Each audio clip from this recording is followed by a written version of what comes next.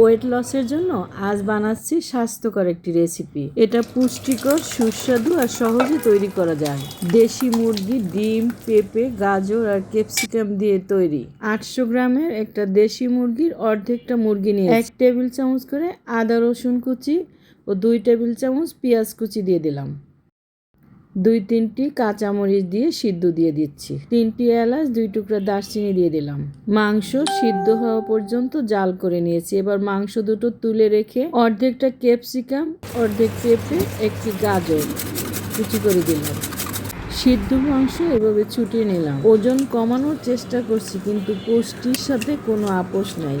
এই খাবারটা আমাকে দীর্ঘ সময় দুর্বল লাগতে দেয় না। প্রতি বেলায় 1 বাটি খেলেই তৃপ্তি পাই। স্যুপের মতো করেছি যাতে অল্পেই চাহিদা মিটে যায়। মাংস তুলে নিয়ে ওই পানিতে পেঁপে কুচি, ক্যাপসিকাম ও গাজর পুরোটাই দিয়ে দিলাম। আরও কিছুটা কাঁচামরিচ কুচি, পেঁয়াজ কুচি দিয়ে দিলাম। কাঁচামরিচ, ধনেপাতা, পেঁয়াজ এভাবে কুচি করে নিয়েছি। 2 টেবিল চামচ কর্নফ্লাওয়ার গুলে দিয়ে দিলাম। 2টি ডিম দিয়ে দিব। আরও 1/2 লিটার পানি দিলাম।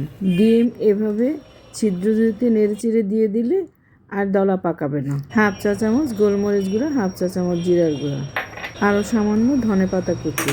আজকের হেলদি ওয়েট লস মিল রেডি। 24 ঘন্টায় ভাত, রুটি, মিষ্টি জাতীয় কোনো খাবার খাবো না, এটা আমার নিজের জন্য।